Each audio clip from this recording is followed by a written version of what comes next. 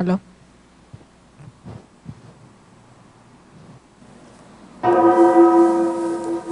Tertúlia. Meu boa tarde aí para todos e todas. Hoje é dia 7 de março de 2012, quarta-feira. O verbete é de número 2230, tem 7 páginas, 49 logias e 23 máximos. Eu chamo a atenção para a divisão do detalhismo, que tem 16 máximos. O tema é jargão. A especialidade, comunicologia. Quem redigiu o verbete aqui com muito critério e dedicou-se ao assunto é o professor Pedro, que está ali assessorado, inclusive com um casal também extra. Definição. O jargão é a linguagem peculiar utilizada por determinado grupo de consciências afins. A dificuldade na compreensão dos termos por aqueles não pertencentes ao grupo. O ato de saber adequar o discurso ao interlocutor. As senhas convivenciais. A oralidade denunciando a intraconsciencialidade. A mega importância das palavras. As diferenças do confort entre o discurso e o texto.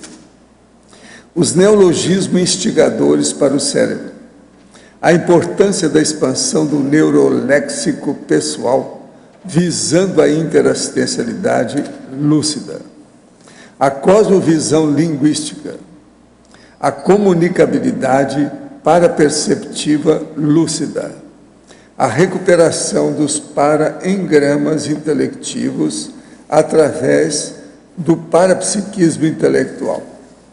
As investigações do consciências. Agora, na argumentologia tem aí a cosmovisiologia, que a título de exemplo são dadas 100 áreas diferentes da manifestação consciencial, todas com linguajar próprio, capaz de ilustrar o amplo e diverso campo linguístico dos jargões. Na remissiologia dos 15 verbetes, nós destacamos esses 5. Autoexpressão, comunicação modular, linguagem denotativa, orismologia e variação vernacular. Frase enfática. O jargão representa a síntese da comunicação de determinado grupo social, cabendo ao intermissivista qualificar a expansão do neuroléxico para poder maximizar a intercompreensibilidade. Qual a extensão do vocabulário pessoal utilizado por você no cotidiano? Utiliza de modo consciente, cosmoético e interassistencial os jargões na intercomunicabilidade? Desde quando? A bibliografia específica, que eu chamo a atenção, tem 5 fontes bibliográficas. Agora, a mega análise aqui do João Paulo. São 20 itens. Linguagem, palavra, vocabulário, termo, dialeto, intercomunicabilidade, profissionalês, sociolinguística, verbofilia, comunicofilia, linguisticologia, vocabulariologia, orismologia, terminologia, neologisticologia, conviviologia, interassistenciologia, lexicologia, coloquiologia e comunicologia. O verbete do dicionário hoje é ignoranciologia, que nós chamamos atenção aqui, principalmente no tópico da argumentação. Agora, questionamento. Estou estudando sobre as consequências e interprisões do aborto provocado pela Consim Mulher Adulta Reciclante. Gostaria que o senhor comentasse sobre o assunto ou indicasse fonte de estudo. Olha, aborto mostra que a mulher é chechelenta, desorganizada, que ela não leva a coisa, porque a coisa mais séria do aborto é a dona do aborto, é a mulher. A coisa mais séria, se acontece, é porque tem alguma coisa com ela. Hoje em dia, com tantos preservativos e tanta possibilidade, tem jeito de anular isso aí. Eu quero falar para vocês o seguinte, que durante 15 anos eu dei o curso de sexossomática. Tinha 99 itens que eu discutia em cada curso. O tema mais polêmico, que criava mais problema, era aborto. De modo que isso continua do mesmo jeito. Já se escreveu tanto, estão falando tanto. O que eu vejo é o seguinte, aborto deve ser uma coisa que deve ser dada para a mulher resolver. E acabar com esse negócio de tanta religião em cima disso. Eu acho errado. Tem que deixar. O problema é ensinar as mulheres elas se educarem, ser mais organizadas. O problema todo é esse.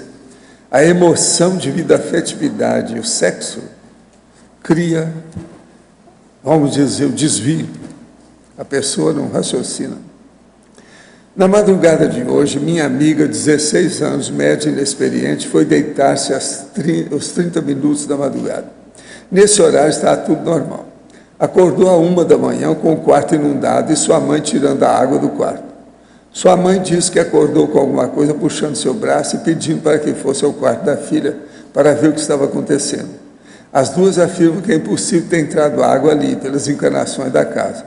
O professor poderia comentar sobre o ocorrido? Nunca ouvi caso semelhante. Se fosse vazamento, a inundação continuaria até agora. Não. Tem vazamento que às vezes para. Uma pessoa segurou lá o negócio antes, você não bate aqui.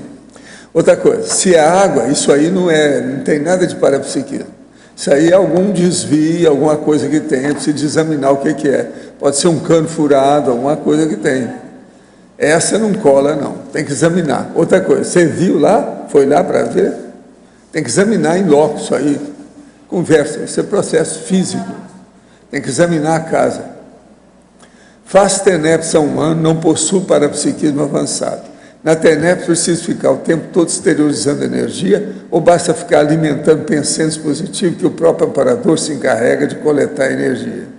Desde o começo do trabalho exteriorizando energia, não tem ressaca ou cansaço, me sinto bem. Se possível, o senhor poderia aprofundar o tema? Olha, o problema é você insistir. Vai com isso aí que você vai caminhando mais e vai anotando, registrando para você desenvolver o parapsiquismo através da assistência da TENEPS. O caminho é por aí. Mas agora, isso aí com o amparador você tem que resolver com ele. Tem que ir com calma, tem que examinar. Agora, para o professor Pedro, em Fatologia, página 1, terceira linha, poderia explicar as senhas convivenciais. E na sexta linha, poderia ampliar o ato de saber priorizar a palavra certa com a pessoa certa no momento certo. E na sétima linha, a abrangência do alto vocabulário enquanto recurso ferramental para atalhos. Aqui ela colocou tudo num tópico só, eu estou dando os três também num tópico só. Então, a ideia que a gente colocou aqui das senhas convivenciais é que no processo de comunicação, comunicabilidade, como envolve outras pessoas, envolve o processo de convivência, existem determinadas abordagens, determinadas palavras que se utiliza que você consegue acessar mais determinadas pessoas, determinados grupos. Então, por isso essa ideia da senha. A senha é qualquer marco, indicação que você fornece e dá a entender determinado aspecto. Então, no jargão isso é muito comum e por isso que os jargões eles são criados naturalmente. Com o processo de convivência, é natural que surja um modo diferente do habitual daquelas pessoas se relacionarem entre si. Então, há como se aparecesse vamos dizer assim, uma espécie de apoliciamento positivo, de conivência, uma condição em que as pessoas sabem que se determinada palavra está sendo usada, elas sabem o sentido que aquilo tem, e quem não participa do grupo, quem não tem aquela história, quem não tem aquela convivência, muitas vezes vai ter outra noção, vai ter outro entendimento daquele assunto.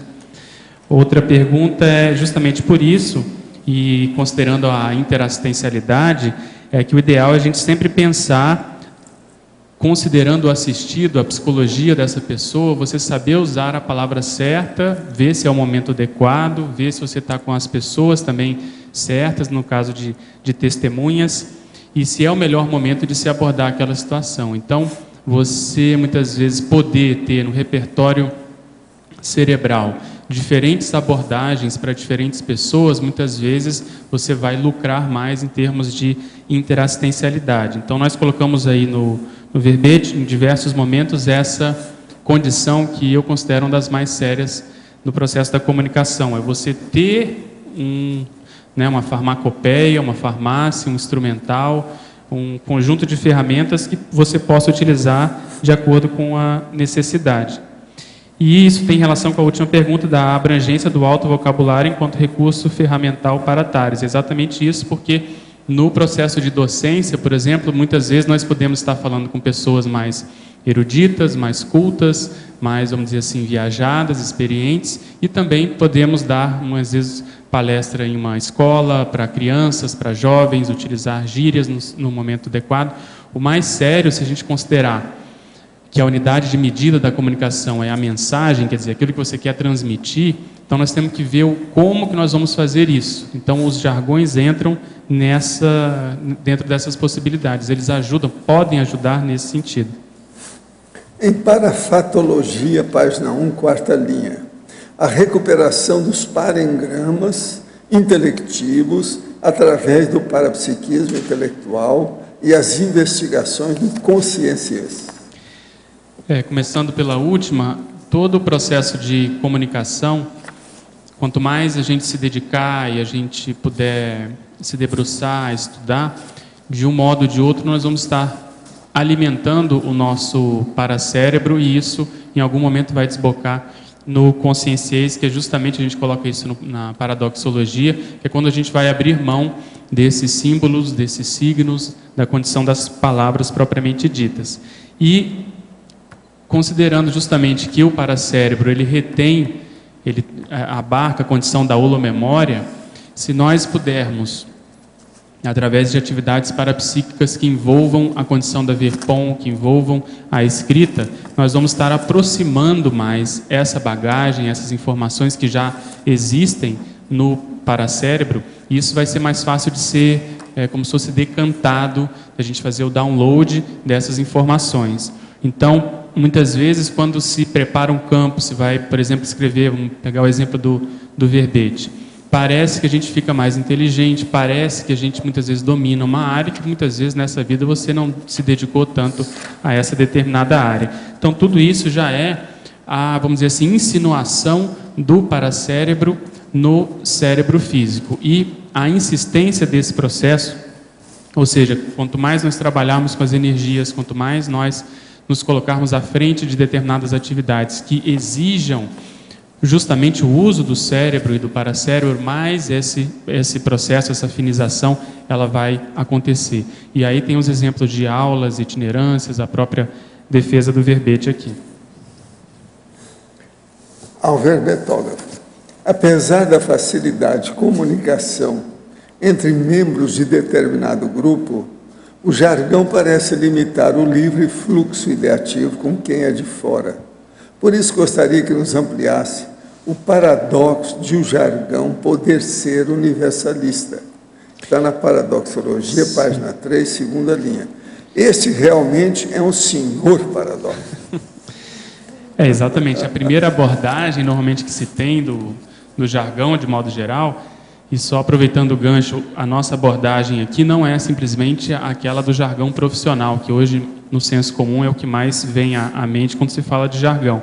Mas a gente entra e expande essa abordagem para os regionalismos, para a terminologia de um modo geral, para a linguagem científica e assim sucessivamente. Então, é justamente essa a ideia. Se você considera que para poder deixar essa dimensão de modo definitivo, para poder, por exemplo, dominar o conscienciês, nós temos que aprender e saber e dominar tudo dessa dimensão, o jargão entra dentro disso, e principalmente considerando que você precisa fazer assistência para determinados grupos, então ele pode ser universalista nesse sentido.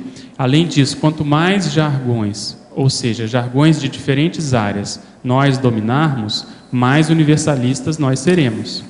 Então isso eu vi na prática, já há alguns anos eu venho coletando diferentes tipos de modos de se expressar, linguajar diferentes desses grupos que eu havia comentado anteriormente, o processo de regionalismo, as gírias, a condição mesmo da ciência, a orismologia, e o resultado prático disso é que você começa a entender mais a mentalidade das pessoas partícipes ou participantes de determinados grupos. Você vê que a linguagem fornece a síntese dos valores daquele grupo, de como essas pessoas se manifestam, enfim, daquilo que elas priorizam. E você pode, com isso, ter uma visão de conjunto maior e aí poder qualificar e gabaritar o seu processo assistencial. Então, na prática, o que se observa é que, se não houver nenhum tipo de apriorismo, preconceito perante determinado linguajar, nós tendemos a ser mais universalistas. No verbete do dicionário, o senhor poderia comentar a premissa, o item traforologia? Quais seriam as principais causas conscienciais da ignorância evolutiva dos tempos atuais? O caso todo é o seguinte: a ignorância hoje nos tempos é o problema da fartura. As pessoas não sabem viver com a fartura que têm. Por exemplo, eu estava lendo agora recentemente, até o exército estão preocupados com os soldados, que o soldado, antes de mais nada, quer ter alguma coisa para falar. Eles não querem saber de comida, não querem saber de nada. O que eles pedem é qualquer coisa de wire, entende? Wire. Alguma coisa nesse sentido, que eles querem ter contato. Então, veja, o problema da turma que perde tempo, por exemplo, com videogames, isso tudo é ignorância é a cultura do ignorantismo, como nós chamamos. Então, hoje, isso é um fato, as coisas existem. Agora, tudo por quê? É porque tem recurso demais. As pessoas criam problema. Antigamente, havia uma expressão popular que eles falavam, o tédio leva ao crime. Quer dizer, boa vida cria tédio. O tédio pode levar à sujeira, ao desvio. Então, essas coisas têm que ser examinadas. Agora, eu estou aqui com o caso da internet, está falando, pesquisadores identificam um mecanismo capaz de melhorar o aprendizado. Eu quero ver isso aqui. Todo dia tem notícias sobre isso, mas eu quero ver isso funcionando na escola. Por agora, eu ponho minhas barbas de molho. Eu tenho barba, né? Posso pôr as barbas de molho. Agora, outra coisa que eu queria falar. O povo aí, de vez em quando, está tudo perguntando aqui, de fora também, me perguntam. Então, eu quero falar uma coisa com mais detalhes aqui hoje. A pessoa que quer saber dos processos de fenômenos, de modo geral, seria bom ela examinar o que eu vou falar aqui, fazer pesquisa disso, que não é tão difícil. Só abrir livro e começar a ver. Então, o livro é o Projeciologia. A pessoa pega o índice remissivo na página 1201 e ela vê lá a entrada, o verbete chamado Sensações do Índice Remissivo. Tem 28 páginas, quer dizer, são 28 tópicos ou parágrafos que falam sobre as sensações parapsíquicas. Com isso, a pessoa pode ter um verdadeiro manual do processo de sensação. Isso está no livro Projeciologia, esses anos todos. Eu vou repetir. Livro Projeciologia, Índice Remissivo, página 1201. O nome que a pessoa vai procurar lá, a entrada, o verbete do índice é Sensações. Tem 28 tópicos, quer dizer, são 28 páginas. É mais de 28, porque tem página que vai para outra, porque o tópico às vezes é maior. Com isso, então, a gente pode clarear um monte de gente a respeito do assunto. Eu só quero chamar a atenção aqueles que estão querendo ver o processo de fenômeno, porque começou a estudar as sensações, a pessoa vai longe. E isso aí é só sobre as sensações que tem nos fenômenos parapsíquicos. São 28 capítulos do livro que falam sobre isso. E tem o tópico, sensações, é só procurar e ver. Como é que fica? São vários livros que tem dentro do Projeciologia. Eu trabalhei no livro 19 anos, né? Tem que ter alguma coisa mesmo. Você pode falar aí para ele. Pedro, aqui na página 1, na estrangeirismologia, você fala da evitação dos raciocínios viciados a priori. Você pode explicar aí o que você quis passar nesse contexto? Justamente há uma tendência de, ao não se entender determinada comunicação, determinada palavra, principalmente se aquilo não for muito, vamos dizer assim, usual, a pessoa ter esse apriorismo de, em princípio, ela não gostar, ela já ir contra. E com esse estudo dos jargões, o que eu tenho visto é que a gente pode lucrar muito com o diferente, com aquilo que não é usual, justamente para enriquecer o nosso vocabulário, o nosso dicionário cerebral. Então, muitas vezes, vale a pena aquilo que chamou mais atenção, aquilo que de algum modo pode ter até irritado a pessoa, que ela não entende, não aceita por que determinado grupo se manifesta daquele jeito, vale a pena aprofundar, porque ao aprofundar, ao estudar, há uma tendência até da pessoa ir para o outro lado, ela começar a gostar e se interessar em saber o porquê que aquelas pessoas se manifestam daquele jeito. E tem coisas muito curiosas, determinados grupos se manifestam usando determinadas palavras que são inclusive bem-humoradas, tem muito bom humor dentro disso. Então é a primeira tendência que se tem quando se vai estudar não só as gírias, mas os jargões de modo geral. Pedro, na página 2, efeitologia, o primeiro efeito ambíguo dos jargões. Tem relação com isso que eu estava comentando com Losch. Em princípio, o jargão é uma linguagem fechada. Inclusive, a própria história da palavra jargão, no inglês, tem essa condição. O processo do jargão, no começo, ele queria dizer uma linguagem incompreensível, totalmente aquilo que era ininteligível, não se compreendia o que determinada pessoa estava falando. Depois ficou muito relacionado com a linguagem de determinado grupo marginal, grupo de criminosos, como se fosse uma linguagem realmente desse tipo de grupo de consciências. E mais recentemente teve essa que eu comentei, que é mais comum, a linguagem relacionada a determinado grupo profissional. E hoje nós estamos até expandindo mais essa abordagem.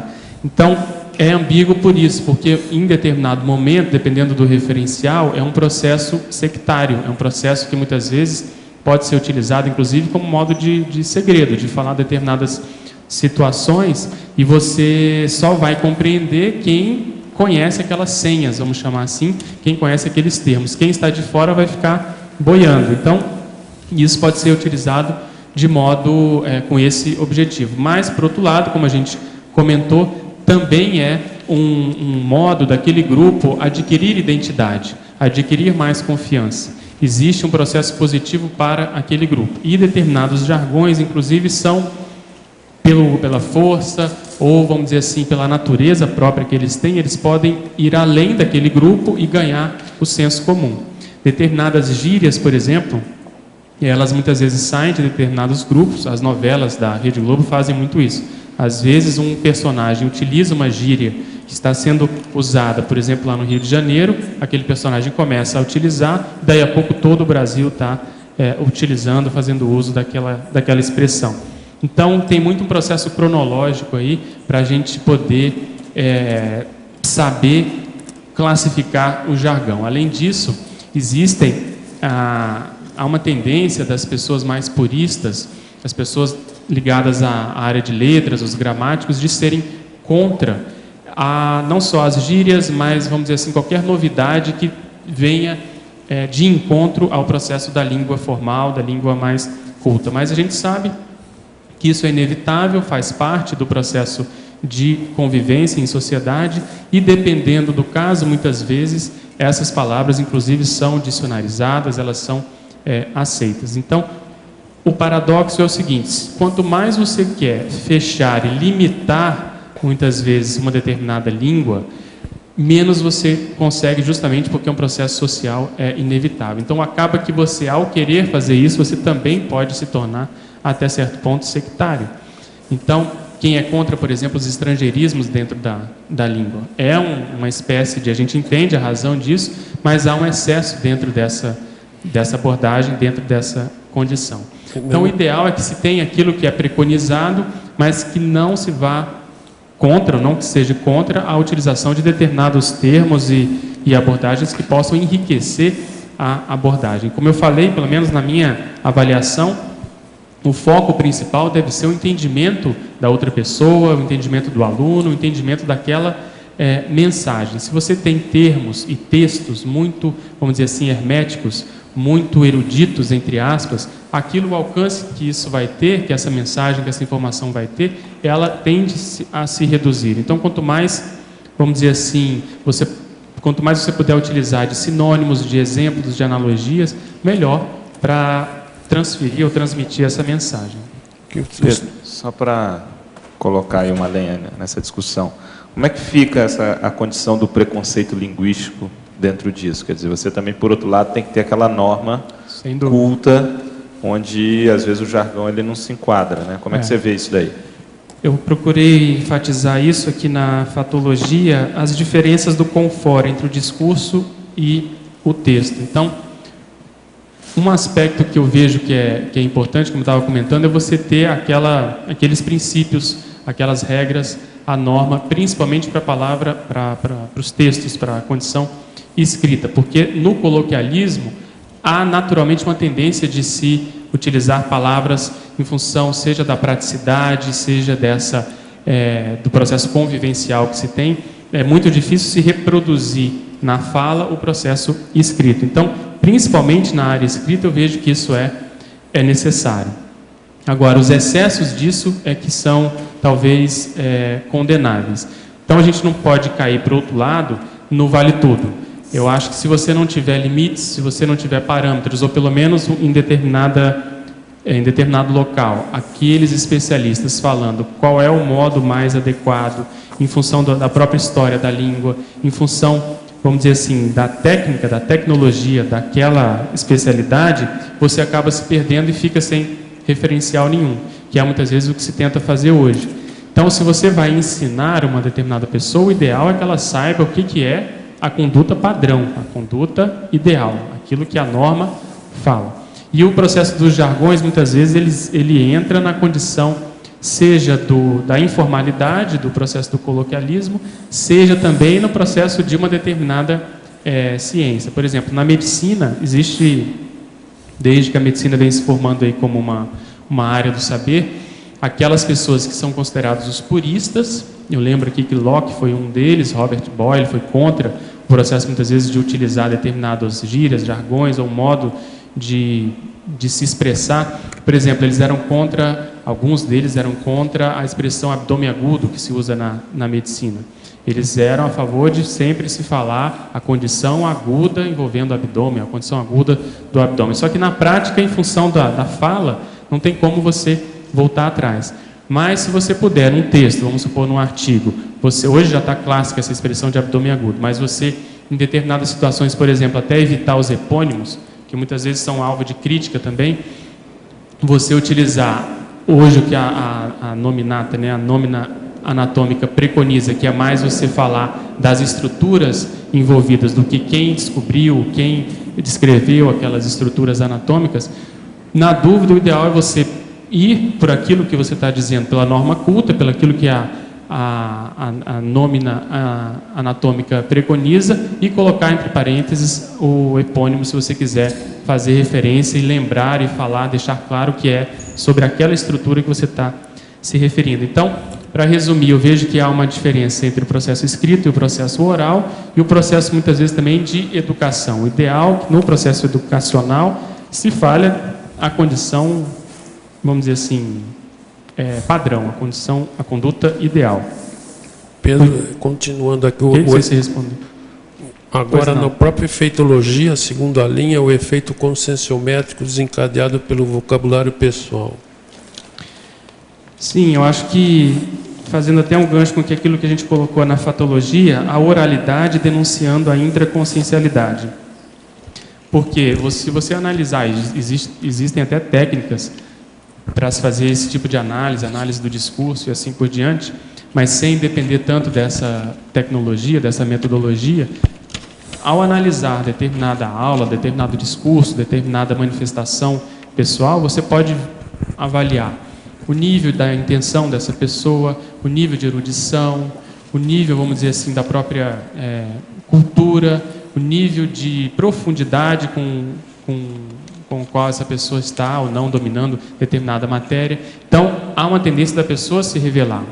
O próprio nível de preconceito, dependendo do caso que a gente esteja se estudando, se manifestando, Exatamente, a Cristiane está lembrando aqui a que grupos essa pessoa pertence, que é o processo de ideologia. Existem alguns pensadores que se consideram que tudo que nós falamos, de algum modo, tem alguma influência de algum outro pesquisador, de algum outro grupo do passado, e que, na realidade, a pessoa só retoma aquilo, atualiza, entre aspas, e começa a reviver e refalar aquela situação. Então, se a gente for considerar isso até certo ponto, se você contar e colocar a série X dentro disso, a gente tende a manifestar as nossas retroconvivências. E aí o que tem de novo, realmente, como a gente já sabe, já foi debatido aqui, é o processo de ver POM, a verdade relativa de ponta, porque ela está na ponta, ela está na fronteira, e a condição da neologística. Então, ao trabalhar com essas ideias, informações, com certeza nós não estaríamos repetindo abordagens e contextos do passado. Então, foi nesse sentido que eu quis muitas vezes enfocar esse papel que existe no processo da comunicabilidade e da comunicação. A última coisa aqui na fatologia, terceira linha, as senhas convivenciais. A gente comentou no... Você já tinha falado já isso? falamos não? no início, que a ideia Então é justamente deixa que o processo de convivência traz naturalmente o modus como as pessoas se interrelacionam, e aí existe muito de determinadas palavras que são escolhidas, palavras que são preferencialmente utilizadas, os próprios apelidos, enfim, o modo como a pessoa utiliza, o tom que ela utiliza. Então, essas senhas, o modo como as pessoas se comunicam, principalmente em grupos menores, diz muito de como é essa relação, do nível de afetividade que existe nesse processo, ou, por outro lado, do nível de antagonismo, se há um interesse escuso por trás, a intenção, enfim, existem várias análises que nós podemos fazer em função de estudar como duas ou mais pessoas se relacionam em termos das palavras escolhidas, né, e selecionadas. Então, obrigado. Pedro, eu tenho uma pergunta aqui de teriologia. Aonde? Desculpa. Teoriologia, desculpa. Teoriologia, tá. Teoriologia, isso. Tem 3 teorias que eu não entendi a associação de ideia que você fez, queria que você explicasse um pouquinho melhor. A teoria da comunicação modular, depois a teoria evolutiva da escala da consciência contínua e a teoria do consciênciês. Tá, a teoria da comunicação modular, isso é um verbete da enciclopédia, que é justamente você,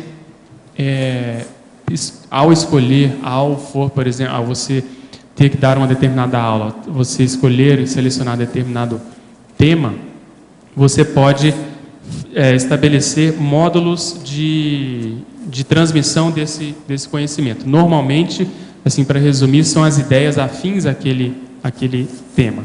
Pegando um gancho, embaixo, se você for analisar, tem a técnica do bloco intelectivo, que também tem relação com isso. Então, de forma prática, você, por exemplo, escolher um tema, comunicação. Você escolhe 7 ideias afins que possam resumir e, vamos dizer assim, reforçar essa ideia da comunicação. Então, nesse verbete, eu lembro que o professor Valdo ele citou o processo do artigo, se não me engano, do paper, da palestra, do curso, do livro e o tratado. Então, uma linha de raciocínio nesse sentido que possa resumir e dar aquilo que seja prioritário naquela área de manifestação. Os pilares do holociclo, eles foram construídos considerando e utilizando essa técnica. Então, tem lá o pilar do voluntariado, as 7 realidades prioritárias afins a essa área. Ok? A teoria evolutiva da escala da consciência contínua é exatamente esse processo paradoxal que, querendo ou não, nós vamos ter que dominar cada vez mais a linguagem, o processo de comunicação, para a gente poder se livrar disso. E o que a gente observa na escala evolutiva é justamente que há uma tendência de se manifestar cada vez mais pelo mental soma. Então, na escala de consciência contínua, o autor, professor Valdo, no livro Projeciologia, existe um verbete também com esse tema, ele coloca que muitas vezes há uma tendência da pessoa ir se manifestando uma quantidade de tempo maior fora do corpo humano, se manifestando a partir do mental soma. Então, com isso, com essas experiências, e aí entra a cosmoconsciência, a pessoa começa a adentrar esse campo linguístico, entre aspas, do conscienciês, que aí é a sua última questão. Então, é aquilo que eu comentei antes, pelo menos para mim, eu acho que toda abordagem da comunicologia que existe nossa dentro da conscienciologia, a gente tem que lembrar do processo do conscienciês justamente para aquilo não subir a cabeça, ou seja, para a gente não ficar achando que determinada teoria, determinada abordagem ou a nossa própria manifestação comunicativa é o máximo, ou seja, existem coisas mais avançadas que justamente fazem a gente abrir mão dessa condição. Outra ideia que existe relacionada a isso no verbete, eu procurei colocar na numerologia, que justamente há uma espécie de evolução crescendo para a gente chegar nesse mega dialeto transmental, que é a condição do conscienciês. Fora do corpo e nas manifestações parapsíquicas já há um vislumbre, um glimpse, algum tipo de possibilidade de manifestação de uma comunicação mais avançada. Quando há uma telepatia, por exemplo, quando você capta as informações em bloco da Consciex, a gente já está, querendo ou não, abrindo mão das palavras, dos signos, da sequência que nós precisamos utilizar na comunicação humana. Então, foi nesse sentido que eu quis chamar a atenção para essas teorias aí. Ok. Pedro, em Principiologia, na segunda linha, você fala do princípio da economia linguística. Pode explicar um pouco isso, por favor? Sim, aqui há uma tendência de se priorizar, seja na oralidade, no coloquialismo ou mesmo nos textos, as sentenças e frases mais curtas. Isso tende a ter um melhor efeito. Você tende a transmitir a mensagem com mais, vamos dizer assim, eficácia e eficiência. Então, aquilo que muitas vezes, para se falar em 3, 4 palavras, se você conseguir uma palavra ou duas, isso é o ideal, porque há uma economia, seja de tempo, de espaço mental do receptor e na própria compreensão. Então, nesse sentido, a gente faz gancho até com os próprios neologismos da conscienciologia. Aquilo que muitas vezes a gente precisaria explicar e falar toda hora que é a consciência humana, não a consciência extrafísica, se a gente fala logo com sim, isso já dá a ideia que nós estamos falando das pessoas que têm o corpo humano e estão se manifestando com o soma. E assim, sucessivamente, o processo de euforim, a primené, todos esses neologismos que de algum modo ou de outro sintetizam uma realidade, um conceito e um contexto maior, entram dentro desse princípio. Ok? Sim, em efeitologia, na segunda linha, você fala do efeito retrocognitivo das palavras. Sim.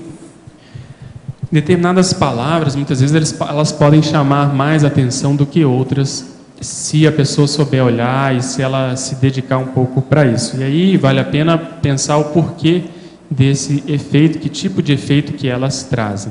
Se a gente considerar que a palavra, querendo ou não, é um processo energético de imantação, que as palavras elas vêm sendo utilizadas por inúmeras consciências, isso vai formando um holopensene daquela palavra.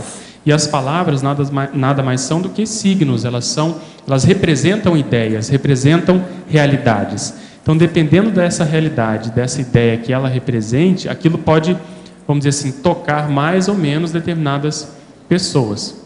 Então, vamos supor, se a pessoa se dedicou muito a um determinado assunto, vamos supor nas próximas vidas, ao ler e ao tomar contato com a palavra consciência, isso deve ter um efeito retrocognitivo na maioria das pessoas da CCCI, por exemplo. E se a gente considerar o passado, a mesma coisa. Determinadas abordagens filosóficas, se a pessoa se dedicou muito àquela área, àquele conceito, ao entrar em contato com essa palavra, se a pessoa estiver predisposta, estiver calma, isso pode gerar determinadas repercussões. Hoje eu vejo que existem determinados até nomes dentro da onomástica que desde a infância, a primeira vez que eu entrei em contato com determinado nome, aquilo de algum modo me gravou na minha memória, aquilo ficou registrado, e hoje eu tenho mais ou menos uma noção por que disso. Então, para se pesquisar, vale a pena a pessoa pensar nessa época da infância, da adolescência, quando nós tivemos primeiro contato com determinadas realidades, principalmente relacionadas ao passado, relacionadas à historiologia, qual foi o efeito daquilo. Se aquilo de algum modo marcou mais ou menos, porque ali por trás pode estar justamente uma convivência maior com aquele conceito, com aquela realidade, com aquele princípio filosófico, seja lá o que essa palavra queira significar. Isso sem entrar na própria história das palavras. E aí você tem a etimologia que pode ajudar nesse sentido, entende? Então vamos supor, nós hoje criamos, principalmente o professor Valdo cria muita palavra. Então ele está na raiz, está no nascimento ali, está justamente na parturição de determinadas palavras que significam ideias, significam conceitos. Então isso tem um peso muito grande.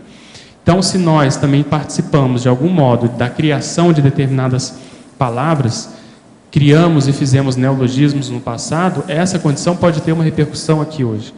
Então foi nesse sentido que a gente quis trazer esse efeito aí. Pedro, na parafatologia, na segunda linha, os neologismos instigadores para o paracérebro. Tem relação com isso que a gente estava comentando, porque os neologismos, a tendência é ele fazer a pessoa pensar. E até dentro daquilo que eu estava comentando com o Losch, há uma tendência de quem não conhece os neologismos da conscienciologia, a pessoa achar que isso dificulta mais. Mas quando ela se dá ao trabalho de estudar, de tentar entender a razão de ser dos neologismos, ela vai ver que isso na realidade agiliza muito o processo de comunicação. Então esse esforço que nós fazemos, que a pessoa normalmente jejuna faz, para se entender os neologismos, isso mexe lá no paracérebro, porque ela vai tentar entender o porquê que essa palavra existe, porquê que ela pegou, quer dizer, porquê que várias pessoas dentro de uma comunidade utilizam esse neologismo, e isso acaba reverberando no paracérebro. E aí no nosso caso tem um agravante, né, positivo, porque muitos desses conceitos foram vincados pela primeira vez no curso intermissivo.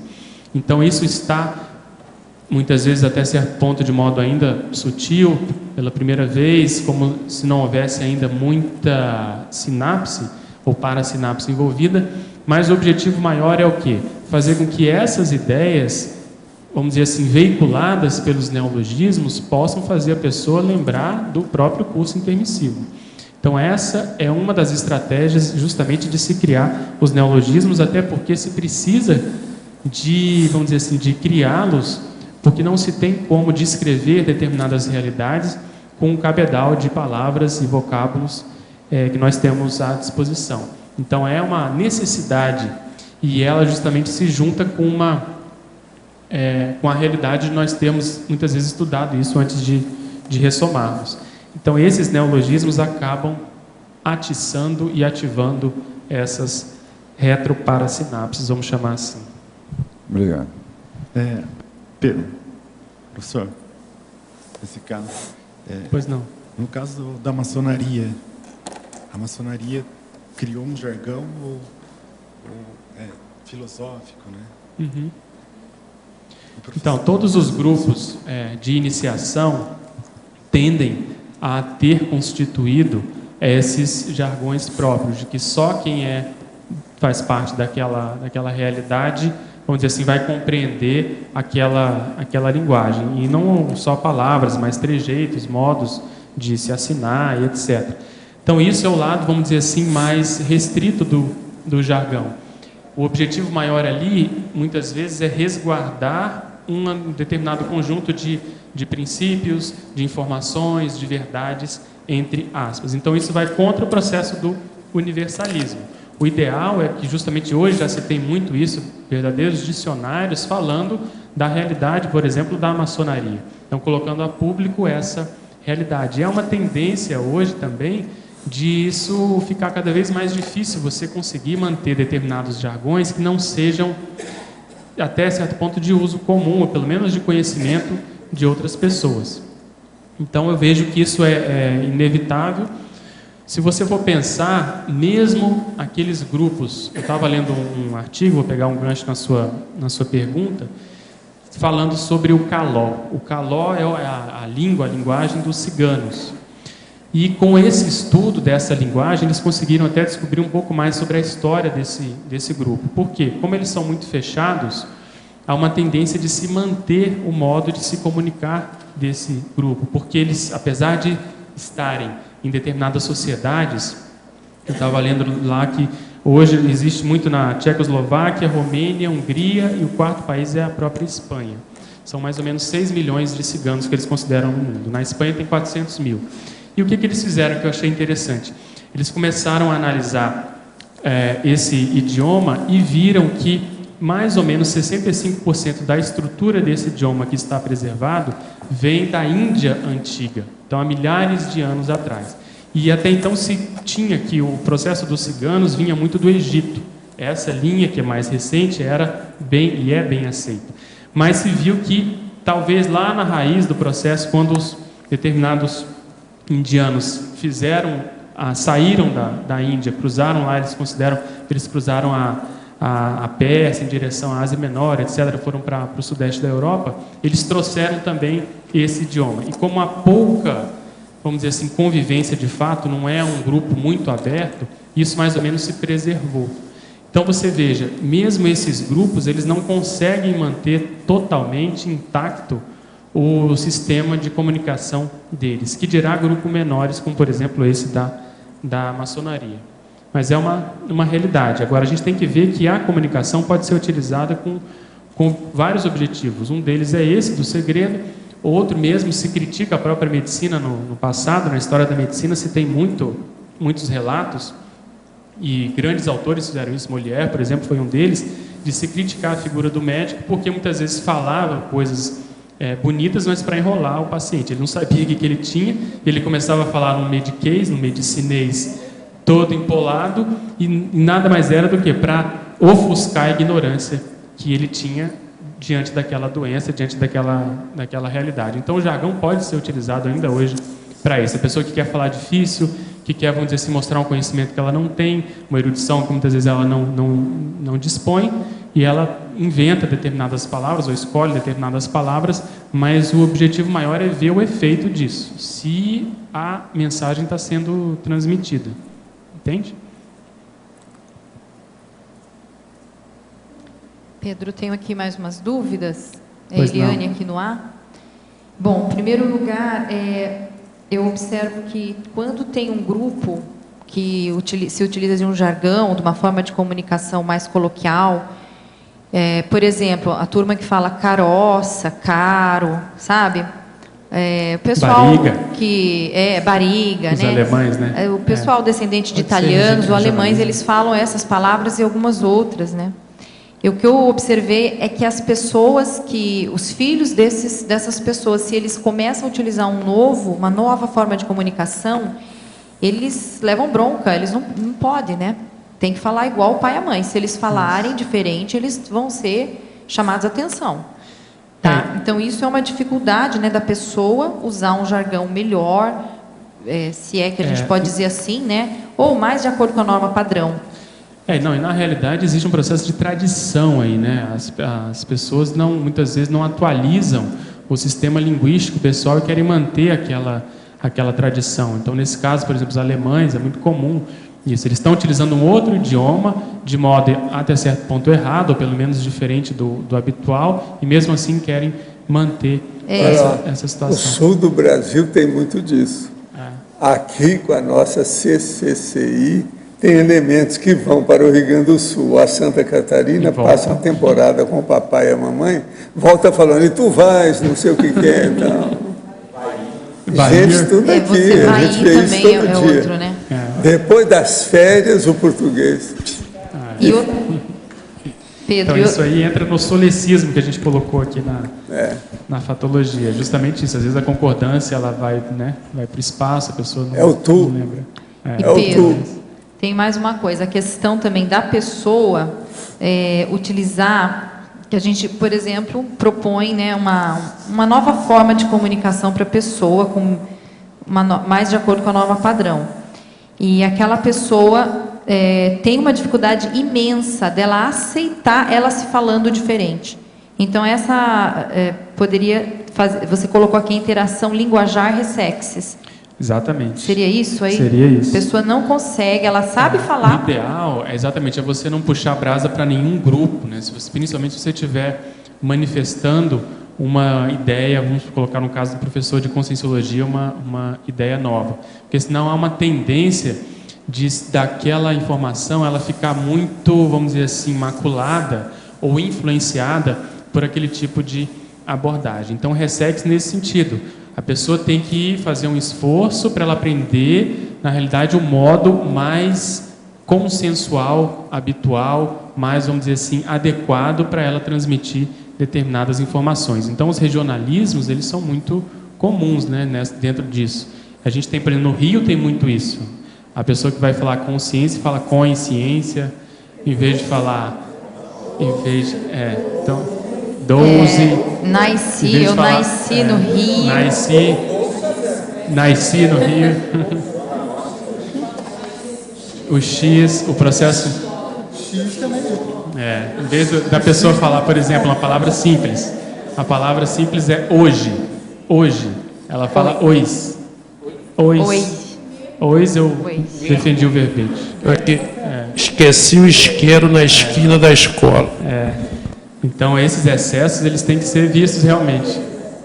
E aqui outra parte do teu verbete, a parte da enumeração dos 100 tipos de jargão diferente, você pesquisou esses 100 tipos no mesmo local? E Não. propôs essas palavras novas aqui? Na verdade, isso aqui é proposição sua, né?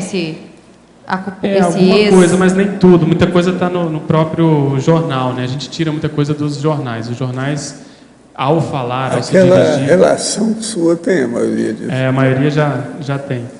Aqui, a Cris está me ajudando. Explica aqui, ó. aí o que você está fazendo há vários anos que eu coloquei você nesse... Então, vou contar aqui. Em 2004, o professor Waldo me deu uma cantada, né, cosmoética, para começar a organizar, na realidade, esse dicionário de jargões, que ele já vinha coletando há muitos anos. Havia várias pastas no holociclo com esse título, Jargões. E aí o Lotte até foi testemunha lá na época. Então, o que se passa? Isso é uma preciosidade, não tem livro nenhum que tem isso tudo. Exatamente. Ele chegou um dia e falou, preciso de uma pessoa, assim, tem que ser só uma pessoa que possa com calma fazer essa organização e tal. Durante alguns anos. Sem pressa e tal. E eu estava até aqui. Fazem só 8 anos isso. Estava até aqui de trabalho, tinha acabado de chegar em Foz do Iguaçu, estava dando plantão, muito plantão, e eu não falei nada na hora. Eu falei assim, não posso, seria irresponsabilidade, porque eu não tenho tempo, como é que eu vou fazer? E fui para casa, e aquilo ficou na minha cabeça. Eu não dormi, sinceramente, não dormi nesse dia. Fiquei pensando, falei com a Cris, eu tenho que pegar isso, mas eu não posso, mas não sei o quê, como é que vai ser? Aí a Cris, não, mas ele falou que é com tempo, calma, não sei o quê e tal. Enfim, aí no dia seguinte, eu fui lá e falei, professor Waldo, se puder mesmo ser com calma, com jeito e tal, a gente vai fazendo. E aí, desde então, eu venho organizando essas listagens, na realidade, esse dicionário. Não é fácil isso aí. Dá muito trabalho. É muito trabalho, são muitos anos de acumulação. E eu estou fazendo devagarinho, porque não tem como me dedicar full time a essa condição. Hoje isso é impressionante, não é? Não, é isso que eu falei. De cosmovisão é impressionante. Muda a pessoa, muda totalmente. O universalismo aumenta.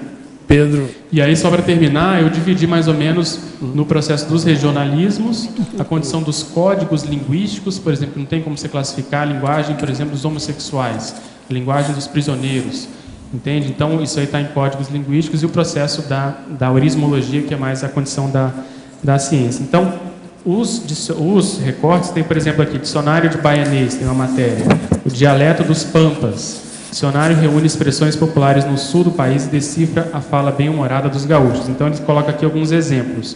E daqui que a gente tirou os exemplos. Então, lá, bailar na curva, o que significa lá? É perder o rumo ou ficar de fora. Pessoa que perdeu. O cacetinho, vocês sabem o que é lá no Porto Alegre? Pãozinho francês. Pãozinho francês. Se você pedir o cacetinho em outro lugar, vai pegar mal, vai ser interpretado de forma diferente. Deu para ti, fresquear, forrar o poncho, gurizada medonha, e aí vai. Piar, que a gente tem aqui também no Paraná. Bergamota.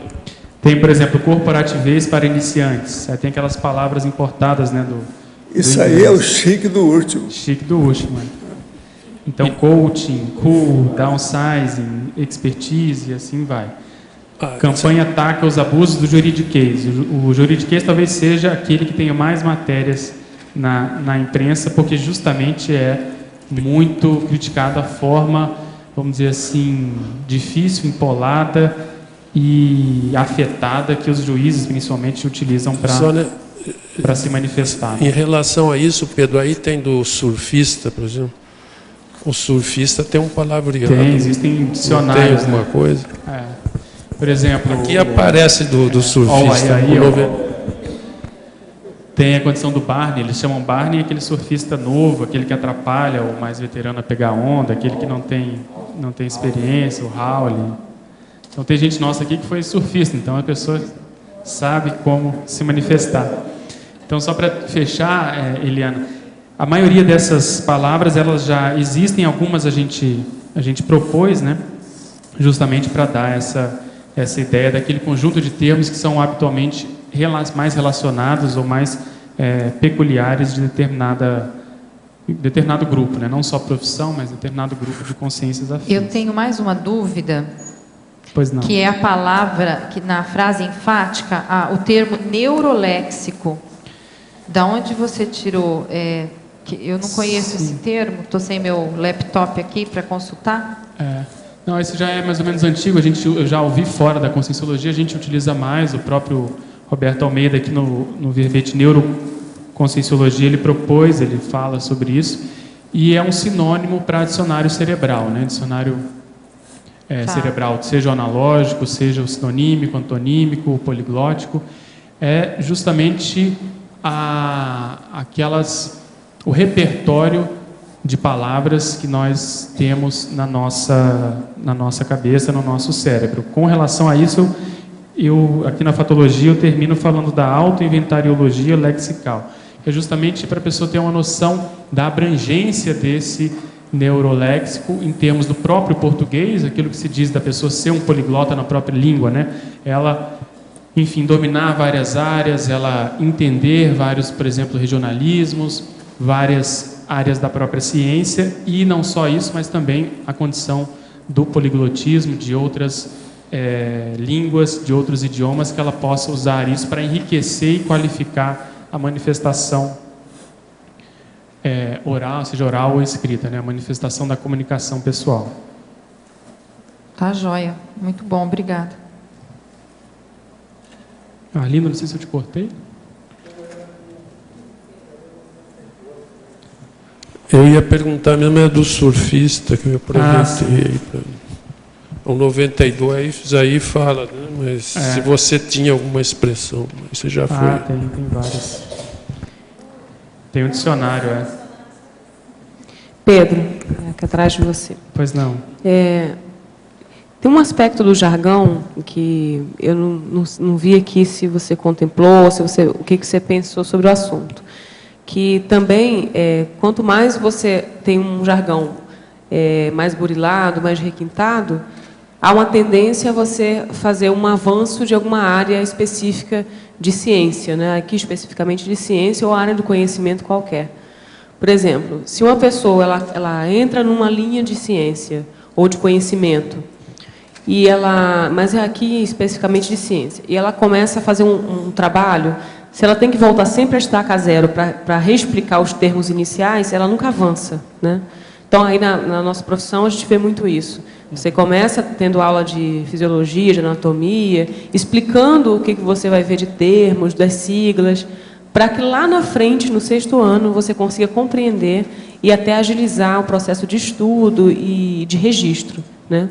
E as obras mais avançadas, elas contemplam mais esses jargões de início, né, que a gente aprende inicialmente. Aqui na Conscienciologia também, nossos trabalhos, né, tem trabalhos iniciais, trabalhos que visam explicar os termos alimentares, e os trabalhos que são mais avançados, que já transpõem isso, né, que já usa livremente os jargões. Sim. O que você pensou sobre o assunto?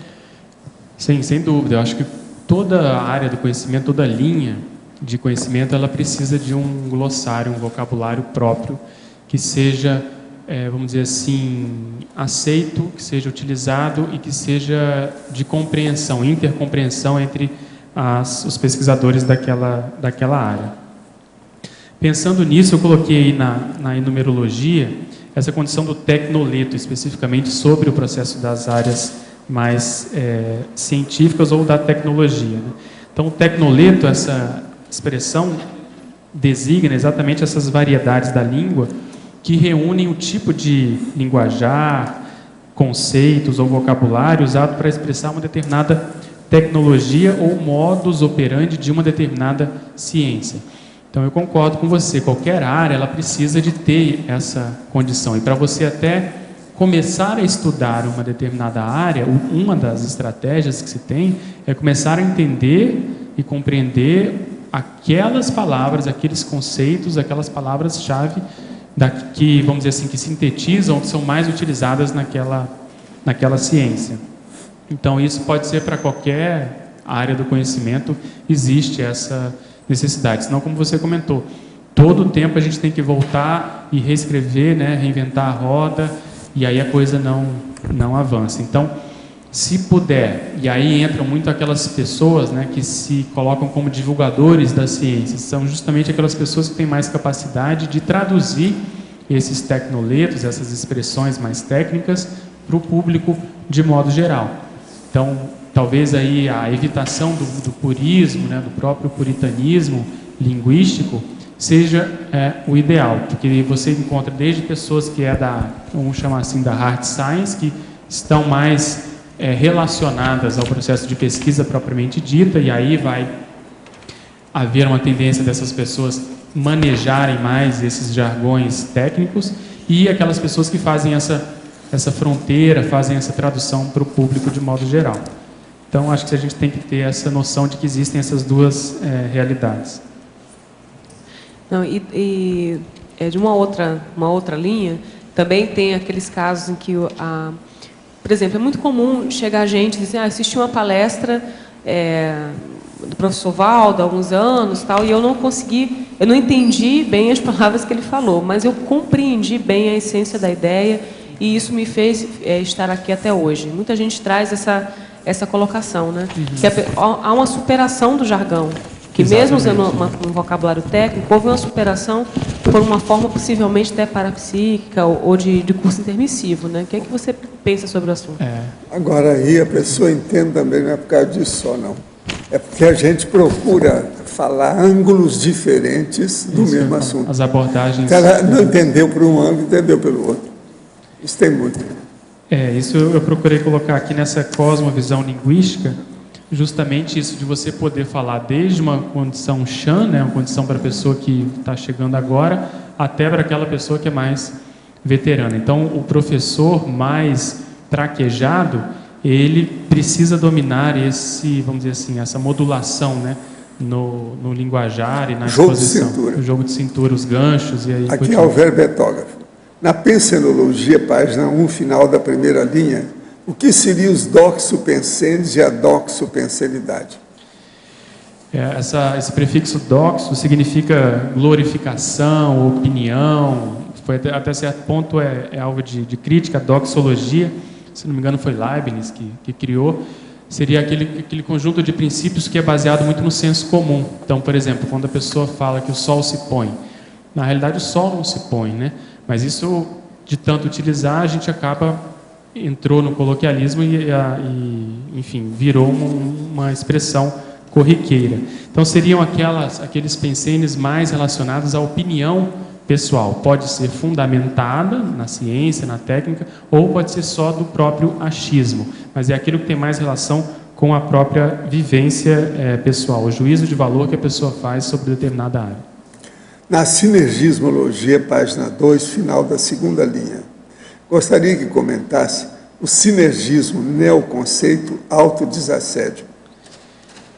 Sim, uma das, vamos dizer assim, vertentes e abordagens que se tem das verpons, das neo-verpons, é justamente essa promoção de um modo novo de enxergar, muitas vezes, uma realidade antiga.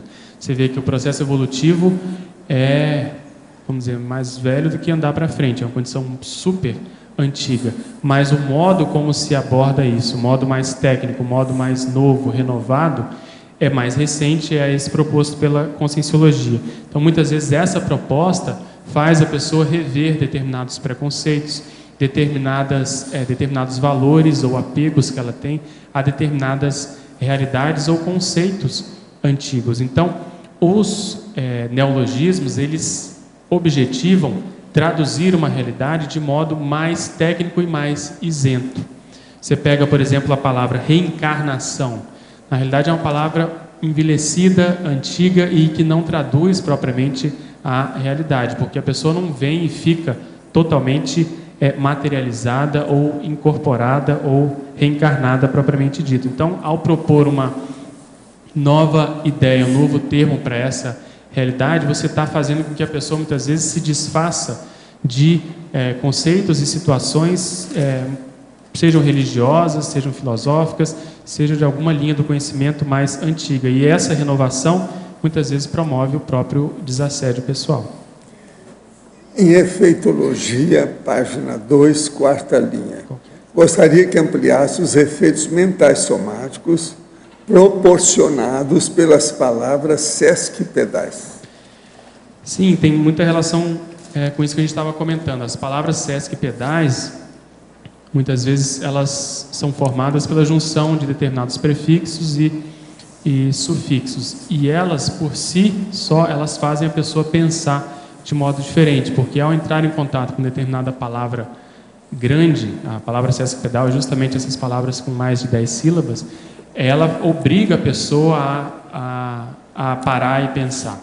E quando ela compreende todo o cabedal, vamos dizer assim, de informações, de conceituações, de experiências que existe por trás de uma palavra síntese, isso faz a pessoa pensar muito, isso ativa outras áreas cerebrais. Então existe um efeito mental somático, vamos dizer assim, naturalmente intrínseco às palavras sesquipedais. Não sei se o professor Waldo quer complementar essa ideia. Eu tenho uma palavra lá no dicionário que tem 7 afixos. Essa eu bati o recorde. A maioria é 4, 5. Uma hora nós vamos trazer o verbete aqui. Até agora que eu vi em matéria de afixos. Que o processo é afixo. Exatamente, o radical, aquilo que dá a ideia, né, que dá uma conceituação, transmite uma mensagem diferente. Sufixo. Tem uma lá. Pedro. E ela é joia. Pois não. Aqui em cima no A, aí a numerologia na página 2. Sim. Fala esses 7 letos que você colocou. Leia para mim o primeiro. Página 2. É o processo do dialeto geográfico. Aí eu fiz questão de ser até certo ponto redundante, porque quando você fala em dialeto, se subentende que pode ser o geográfico, mas as pessoas que estudam essa área da sociolinguística, existe também o dialeto social. Profissional, né? Profissional, etc. Mas o processo geográfico, o que é? Você, dentro de uma mesma comunidade, as pessoas que falam o mesmo idioma, você tem um determinado grupo que fala e usa determinadas expressões e termos que só eles entendem, mas que existe uma troca, um intercâmbio com a população maior. Então, por exemplo, existe o dicionarista Tomé Cabral, que fez uma grande recolta de expressões utilizadas no interior do Ceará, lá no Cariri, e tem talvez o maior dicionário em português brasileiro sobre o processo de regionalismo. Então, ali, o que é? Um dialeto do sertanejo, entre aspas, que vive no interior do Ceará, mas que existe algum nível de intercâmbio com o português de modo geral. Tanto é que se consegue compreender isso. Então, isso seria o dialeto geográfico, ou seja, as pessoas compartilham muitas vezes da mesma área. O tecnoleto nós comentamos... Específico, né?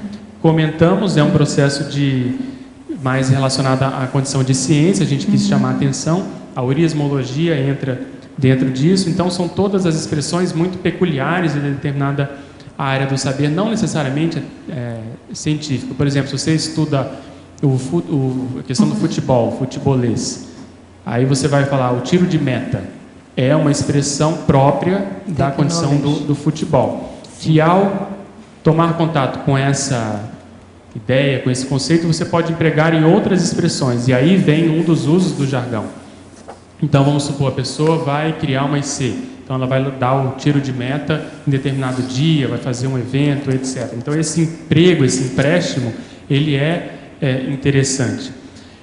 A outra expressão seria o cronoleto etário. Essa ideia, esse conceito, é justamente aquele conjunto de expressões, aí entram muito as gírias, que são compartilhadas por pessoas da mesma faixa etária.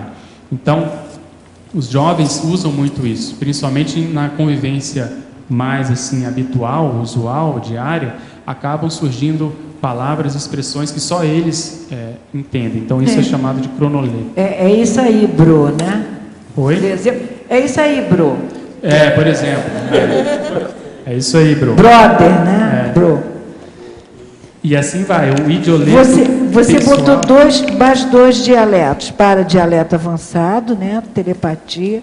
Você faz os dois últimos. Tá, deixa eu só continuar aqui. O idioleto é interessante porque isso é mais o sistema linguístico de uma única pessoa, quando você vai ver o indivíduo. Então, existem determinados dicionários que a pessoa se preocupou em deixar registrado o vocabulário, por exemplo, de Rui Barbosa. Ali, a condição do Guimarães Rosa, tem vários exemplos. Então, ali, muitas vezes, tem o modo de como a pessoa se manifesta. Eu lembro que o próprio dicionário de argumentos da Conscienciologia, professor Valdo, a gente começou mais ou menos fazendo o levantamento das expressões mais utilizadas por ele e que nesse verbete de hoje existem alguns exemplos. Então, essas listagens, muitas vezes, podem servir de exemplo a essa condição do idioleto. O socioleto profissional seria justamente o jargão profissional, aquele grupo de indivíduos que, tendo características em comum, por exemplo, a profissão, usam determinados termos técnicos que fazem essa distinção do grupão, né, das demais pessoas. E aí, a sua pergunta, o paradialeto avançado. Os dois últimos, A condição da telepatia já começa a ser mais avançada, e aí até certo ponto é como se fosse um oxímoro você chamar de dialeto, porque ela é mais universalista do que o dialeto de modo geral. Mas se você não souber, por exemplo, extrafisicamente, também utilizar a condição do vocabulário do assistido, por exemplo, se o assistido não domina ainda a telepatia, muitas vezes você tem que tentar para-verbalizar determinadas informações. E eu lembro aqui que, inclusive, há aquele efeito eco, né, que o professor Valdo cita no Projeciologia, que a gente observa, às vezes, na prática. A pessoa penseniza para falar fora do corpo e depois ela tenta falar. E você acaba recebendo a informação como se fosse em eco, como se fosse duas vezes. Então, isso já é uma condição mais avançada em termos de comunicabilidade, até a gente chegar no conscienciês, que seria esse mega dialeto transmental, né, que a gente tem dificuldade até de entender como que seria essa manifestação, independente dos signos, das palavras, dos símbolos. Seria um processo mais veiculado pela própria energia em si, enfim. É difícil de conseguir traduzir em palavras, né? Então, essa numerologia é mais ou menos para sintetizar o que a gente acha do jargão. Então, você tem desde um processo individual, um processo social, um processo que envolve a condição do regionalismo, da gíria, do processo profissional. Então, essa gama de conjuntos, né, conjuntos comunicacionais, expressam bem o que seria a ideia do jargão que a gente quer passar. Então, Pedro, aqui é a Rosa. Eu acho que você já respondeu praticamente o que eu ia te perguntar. Só vou reforçar aqui um pouco. Quando você falou da questão da cosmovisão dentro da linguagem, que ela caminha desde a linguagem clássica, né, até a coloquial, passando pelos dialetos e jargões, com esse objetivo da consciência, ela assimilar, né, todos esses conteúdos de forma que ela possa, ao encontro de comunex mais atrasadas, que o professor até falou que existem comunex que ainda estão vinculadas a um idioma bem antigo, sim, que é de fácil até de entendimento para nós no momento atual, né? Então, para se chegar ao conscienciês, seria justamente o conhecimento geral de tudo isso para poder fazer a tradução para a psíquica, né? Exatamente. Se você considerar que o consciência é um processo de ponta, né, um processo avançado, o processo da consciência livre, e a condição da linguagem como sendo estruturadora do próprio pensamento, dos próprios pensenes, e os pensenes sendo a unidade de manifestação da consciência, você tem uma relação direta entre a evolutividade e o processo da própria linguagem, da capacidade linguística, vamos dizer assim, pessoal, de como a pessoa ela se manifesta em termos de comunicação, e aí envolve tudo, a parapsíquica, a escrita, a gestual, a verbal e assim por diante. Então, quanto maior for essa abrangência, quanto mais ela tiver essa cosmovisão, mais assistencial ela tende a ser e, consequentemente, mais evoluída também ela tende a ser em função dessa realidade, entende? Então, essa cosmovisão ajuda muito. Eu vou dar um exemplo que talvez ilustre assim aonde a coisa pode chegar. Em 2007, se não me engano, 2008, nós tivemos aqui o primeiro curso de lexicologia.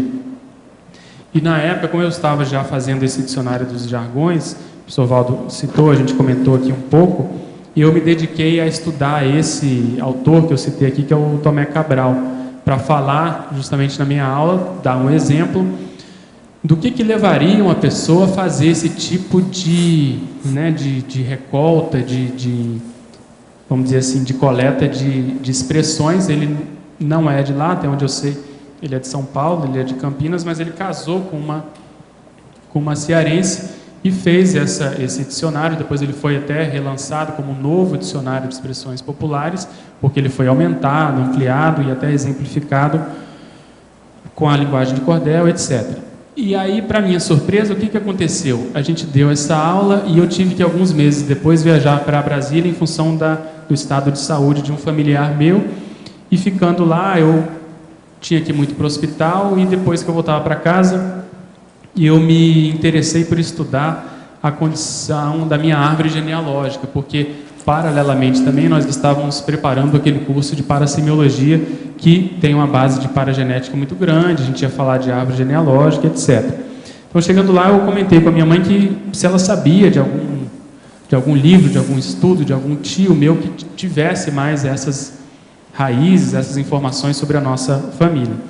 E ela falou que, coincidentemente, havia um tio meu que estava na cidade, na época ele estava morando em Recife, mas ele estava lá em Brasília, e ele tinha 2 livros que falavam justamente da constituição da nossa família. Um livro era sobre os Frotas e outro sobre a família Lima Verde. E aí eu tive a curiosidade de ir atrás desses livros, peguei lá, inclusive, com a esposa dele, e ao tomar contato com esse livro da família Lima Verde, eu descobri que quem escreveu foi o próprio Tomé Cabral. E aquilo eu já achei uma coincidência, porque eu estava estudando ele e esse cara fez ali para mim um resumo de tudo aquilo que eu queria, que era justamente saber os meus antepassados, antecedentes, etc. E aí a minha surpresa, que eu acho que é interessante, justamente que ele coloca lá que a família começou com um padre. No Nordeste tem muito isso, né? Os padres tinham verdadeiras famílias. Esse padre que começou a nossa família, ele casou 2 vezes, com a segunda esposa ele teve vários filhos, e ele vai catalogando cada uma das pessoas que nasceram a partir de então. Então, através de números, você consegue saber quem é, por exemplo, os filhos do padre.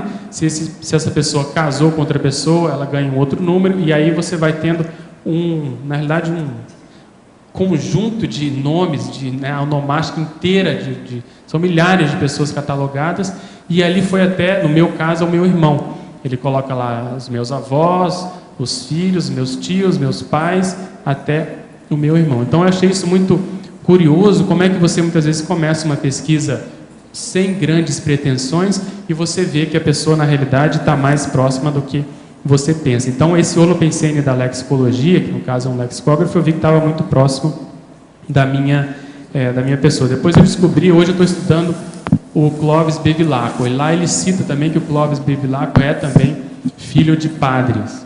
Então também é uma sincronicidade. Depois eu descobri que existe um dicionário de cearês no Holociclo que foi escrito por um primo da minha mãe. Então, enfim, esse holopensene da lexicologia, ele está muito próximo da minha realidade. Então, seja qual pesquisa for que nós comecemos, muitas vezes a gente se surpreende com determinadas informações, determinados dados que muitas vezes a gente não esperava. Pedro, aqui na estrangeirismologia, eu teria 2, 3 sugestões, não sei se interessa, que quando eu estudei idiomatismo linguístico, apareceram. Corresponde a gírias, a germanias, que eu acho que é espanhol. Germanias? Germanias. Ok. E furbesco, que eu acho que é italiano. Qual que é? O calão, acho que o próprio calão é português, né? Calão, sim. Português, tá. Então, isso aí. Qual que é a segunda, por favor, Eucádio? Furbesco. Curbesco? Foi verificado, no italiano existe, é uma gíria. Ok. Depois se transformou em... Ok, obrigado. E outra, tinha 2 só explicações que fizesse. O último binômio, jargão-tradução, e a interaciologia, na primeira linha da página 3, a interação jargão-neofobia.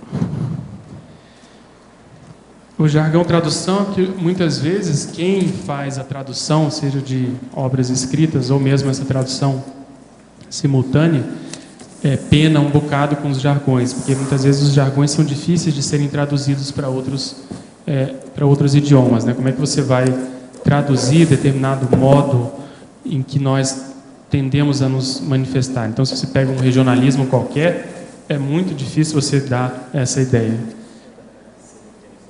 Por exemplo, o Lodge está lembrando aqui, vai traduzir por cima da carne seca. Caiu a ficha, por exemplo, fez a ligação. Então, existem determinadas expressões que elas são muito boas no coloquialismo para se dar aula, mas ao fazer essa tradução é muito difícil. No verbete de hoje tem um processo da vovozinha. Como é que você vai explicar isso para uma pessoa que, um alemão, por exemplo? O mineirês, por exemplo, oncotô, broncovô, lead lake. Então, essas expressões... Agora, vocês notaram aí a relação da ignoranciologia com você? Exatamente, é isso. Jargão e ignoranciologia, tem jargão aqui por todo lado. Agora, os anarfas e a cultura, esmurril do Burral e Burroides, esses existem. Tá cheio, hein? Eu acho que você já conhece essa turma. E outro, você comentou, a interação jargão-neofobia. A gente mais ou menos já comentou que há uma tendência disso, né? Pegando o nosso caso da conscienciologia. Agora, o melhor que tem aqui é o autoformigamento. Esse aí não é muito conhecido. A condição da pessoa na condição de formiga, né? Então, isso existe muito, essa neofobia, né? A pessoa, se ela não entende, há uma tendência dela a manifestar a neofobia, o apriorismo. Se tiver interiorose, então, é pior ainda. E, por outro lado, quanto mais você estuda as diferentes manifestações conscienciais, mais a gente ganha, porque mais a gente tende a respeitar essas manifestações, a aprender, entender, nem que seja para meter o pau também. Existem determinados idiotismos linguísticos que eles devem ser criticados também. Então, o resumo é que vale a pena se estudar. Acho que a gente sempre ganha com isso. Agora, hoje você mexeu até com o João Paulo, falou em Sesc Pedágio. O João Paulo ficou quietinho ali no canto, não falou nada. Pedro, você pode explicar aqui na efeitologia, a terceira linha, os efeitos pessoais desencadeados pelos jargões grupais, e depois no ciclologia, lá na penúltima linha, tem o ciclo sazonal das gírias. Sim, esse primeiro tem a ver com isso que a gente estava falando da neofobia, que muitas vezes o jargão grupal, quem não participa daquele grupo, muitas vezes tende a se sentir fora, se não tiver uma boa autoestima, se não correr atrás, a pessoa tende até a se fechar e pode manifestar esses apriorismos, a neofobia. E, por outro lado, se ela consegue vencer isso, como a gente estava citando o caso da conscienciologia, a pessoa começa a estudar, ela pode até ficar, vamos dizer assim, muito interessada, pode ir para o outro lado, pode até estudar mais afinco o porquê desses jargões e começar a utilizá-los na prática. E esse ciclo sazonal das gírias é muito em função disso. Muitas gírias nascem de determinados acontecimentos, determinadas situações. Eu lembro aqui, se não estou enganado, numa época do Rio, isso também veio depois nos programas de televisão, se utilizava muito aquela expressão sangue bom, né? Então, fulano é sangue bom, fulano é CB, é sangue bom que eles utilizavam. Então, essa condição, ela muitas vezes, isso hoje em dia já não tem mais tanto. Foi naquela época, muitas pessoas utilizaram, teve até em determinada novela da Rede Globo, isso pegou, quer dizer que a pessoa ela é boa, você pode confiar, ela tem, né, consistência, então ela é sangue bom. Isso para traduzir também é uma dificuldade. Mas isso passa, é um processo sazonal. Tem gírias que ficam, tem gírias que são muito voláteis, né? São muito efêmeras. O processo não perdura. Professor Valdo, é uma pergunta para o senhor aqui do dicionário. O senhor até desculpa a minha ignorância, mas eu queria entender melhor o autoformigamento. Porque, para mim, eu acho que ele é positivo. Quando a gente está motivada, pelo menos a gente usa isso coloquialmente, né? Então, está me dando formiga, né? Ou seja, eu tenho que ir lá fazer alguma coisa. E aqui o autoformigamento é o contrário, é o desconhecimento do autoparapsiquismo. Mas aqui, autoformigamento aqui não é aquele negócio da formiguinha que trabalha muito, não. Não, é de... O processo aqui é o formigamento da pessoa que está entregue às formigas, às baratas. É para não falar que ela está entregue às baratas, a gente fala que é o autoformigamento. Agora, então, veja, entregue às formigas, com desconhecimento do autoparapsiquismo. É o casca grossista, ou o casca grosso, ou o casca grossão, o casca grossismo, tudo isso que a gente tem falado aqui. É isso que Você vê que as pessoas chegam aqui, casca grossa, e elas acabam com isso. Elas melhoram. Tem casos aí óbvios que a pessoa vê desde o início. Já teve pessoa que chegou aqui combatendo tudo sobre os nossos processos de vida para o psiquismo. Era casca grossa total. A hora que ela começou a ver, através das dinâmicas, tudo isso, pronto, mudou completamente o posicionamento. Então, o processo do formigamento aí é esse, o autoformigamento. Porque uma pessoa, a formiga é que movimenta muito, ela trabalha muito. Uma pessoa pode trabalhar só para construir besteira. Ela pode ser uma formiguinha que está trabalhando, por exemplo, na baratosfera, mas a favor da baratosfera e não contra. Essas coisas tem. Eu já vi gente que trabalhava demais na zona boêmia, lá no interior. Sabe, no meio das prostitutas, etc. Tal. Agora, veja, você pensava que ele estivesse ajudando? Nada. Ele estava piorando aquilo, porque criava um ambiente mais de prostituição. Então, isso aí é um caso muito sério. Tem que ir com calma. Agora, o que eu quero é chamar a atenção para isso, o autoformigamento. A pessoa entrega as formigas. Que a pessoa entrega as formigas é bem comum isso. São os cadáveres que eles encontram, cheio de formiga em cima da pessoa. Essas coisas tem mesmo. Cadáver. Ok.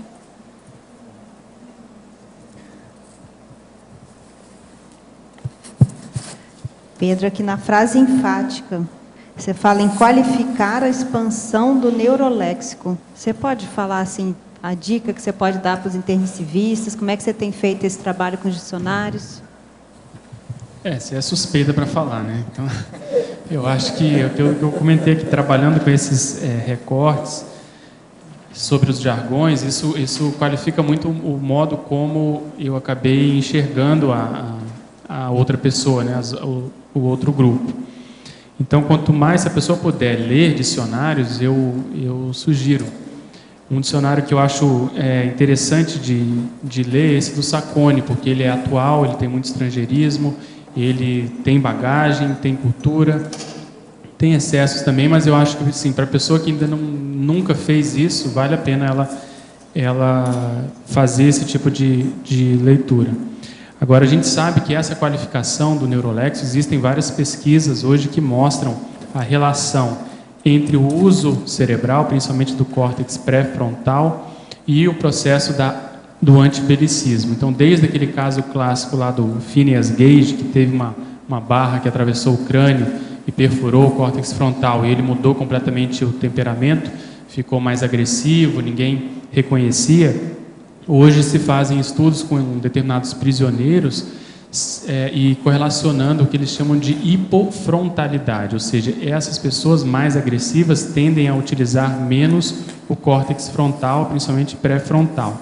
Então isso por quê? Porque a bagagem, vamos dizer assim, até evolutiva do sistema límbico, do processo instintivo, do cérebro proto-reptiliano é maior e o córtex pré-frontal não consegue frear esses impulsos. Então a pessoa tem dificuldade, inclusive, de se expressar, de traduzir em palavras aquilo que ela está sentindo. Então, como ela não consegue, a tendência dela é ir para as vias de fato.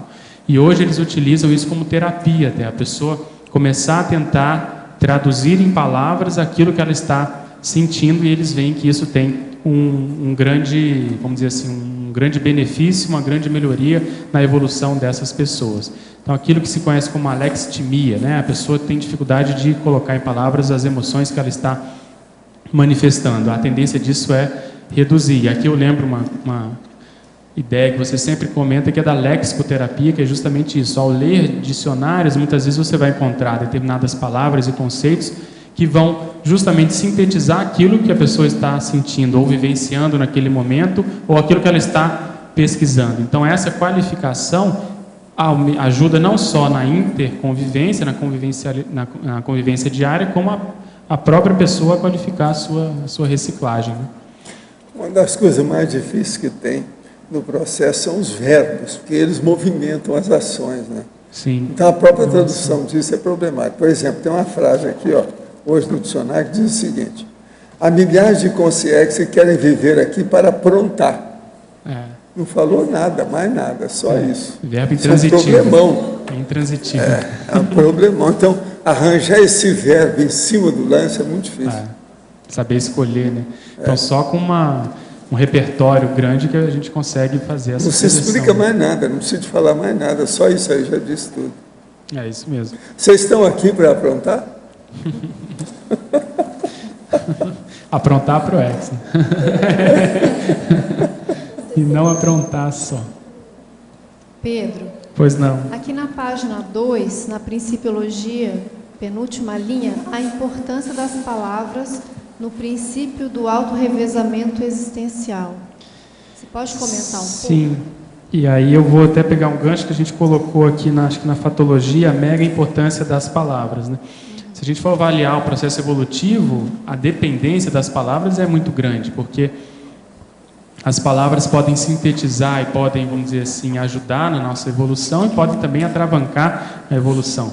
Determinados livros que nós escrevemos no passado, a gente pode ter interprisões em função disso, ou pode ter, por outro lado, libertações, né? Pode estar mais liberto em função do uso de determinadas palavras. Eu estava vendo um exemplo que a pessoa fala assim, as 3 palavras clássicas, que é eu te amo, elas podem ajudar muito um determinado casal, mas se for utilizada por uma pessoa que já é casada, por exemplo, pode dar morte, pode atravancar a evolução de outras pessoas. Então, dependendo do contexto, isso pode ajudar para um lado ou prejudicar pelo outro. Então, respondendo agora mais claramente a sua pergunta, e tem relação com isso que o professor Valdo comentou, saber, vamos dizer assim, selecionar, escolher e priorizar os assuntos que nós vamos estudar e deixar escrito, vai nos ajudar muito no processo de auto-revezamento. Por exemplo, aquilo que a gente já tem know-how, aquilo que a gente já tem experiência, aquilo que a gente superou, se a gente puder deixar isso escrito com as palavras certas, e aí entra muito das técnicas de entrelinhamento, de você falar para você mesmo, ao recuperar essas informações na próxima vida, isso vai ter um efeito muito sério de justamente evocação, de atualização, porque você já vai retomar dali aquela teoria, aquela verpom, aquela condição. Então há uma tendência da gente queimar mais etapas, andar mais rapidamente. Então eu vejo que na prática, quem tem dificuldade de escrever muitas vezes não se preocupa muito com essa seleção vocabular, mas depois, e aí entra a condição de revisão, a pessoa saber aceitar revisões e saber fazer revisões, muitas vezes vem essas sugestões de palavras mais adequadas que possam exprimir melhor aquela ideia, expressar melhor um determinado conceito, e aí a gente, vamos dizer assim, consegue maturar e amadurecer seja um artigo, um livro, um verbete, seja lá o que for.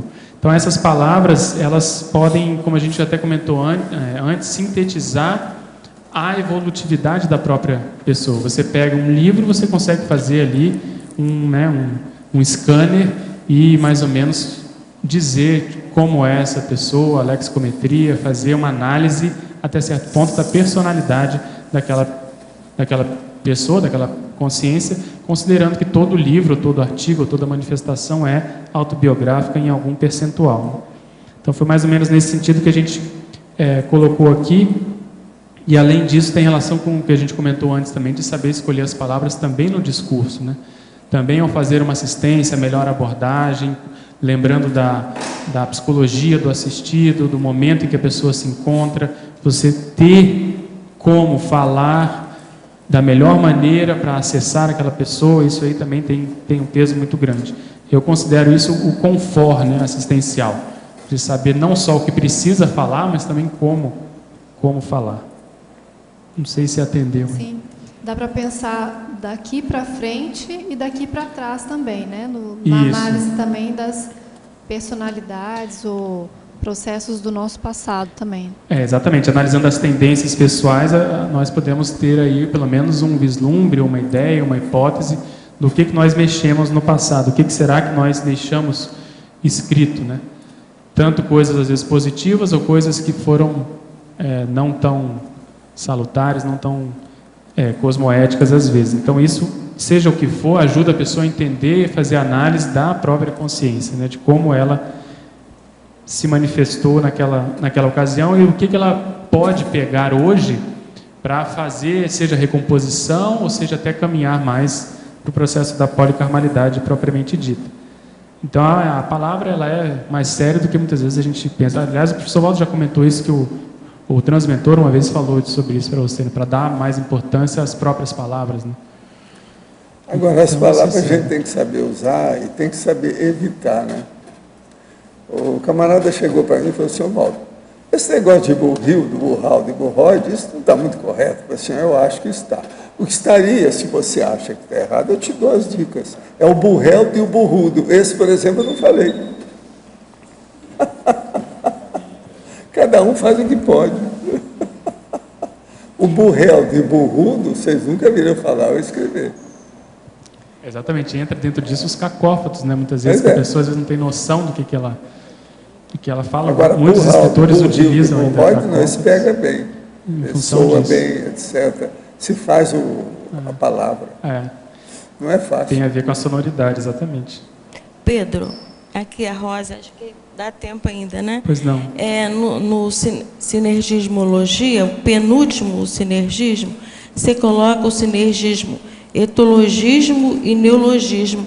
Eu gostaria que você colocasse assim, a importância da ênfase na construção do neologismo, da etologia, né? Da palavra, sim, levando em consideração para construir uma nova palavra, um neologismo. Né? Aqui é de mão dupla. A ideia é que muitas vezes uma determinada vivência que a pessoa tenha no laboratório pessoal, aquilo que ela é boa, que ela tem a verbação, dependendo do caso, ela vai precisar criar um termo novo para explicitar aquela ideia. Então, do comportamento natural, o professor Waldo tem vários exemplos no dicionário, tem muito isso, que muitas vezes ele observa como que ele reage, como que ele se comporta, e ele vê que aquilo pode ser uma técnica, por exemplo, aquilo pode ser uma verpom. E aí ele batiza, né, entre aspas, ele dá um nome, ele nomeia essa realidade. Então, os neologismos muitas vezes surgem daí. E, inversamente também, determinadas ideias novas podem modificar os nossos comportamentos. Então, muitas informações que nós adquirimos na conscienciologia acabam modificando o nosso jeito de ser. Não tem como mais você, ao tomar conhecimento de determinada realidade mais avançada, você continuar se manifestando muitas vezes de um modo anticosmoético ou de um modo não tão adequado, não tão assistencial. Então essa relação ela é de mão dupla. Tanto o modo como nós nos comportamos pode ser um modo totalmente novo, diferente, assistencial, e isso virar uma teoria, e aí se precisa dar um nome para isso, e o inverso também, que é o mais comum.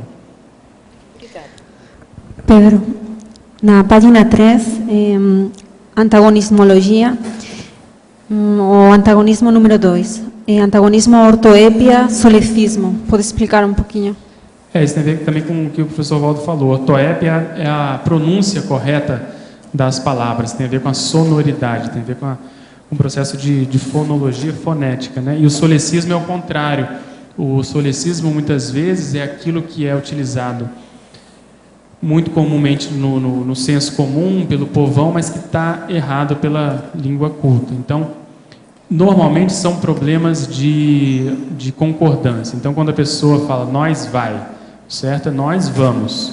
E ela fala nós vai, isso é um tipo de solecismo. Quando se fala, por exemplo, Flamengo, em vez de Flamengo, o sobrancelha com M a mais. Então, eles chamam isso de plebeísmo, inclusive.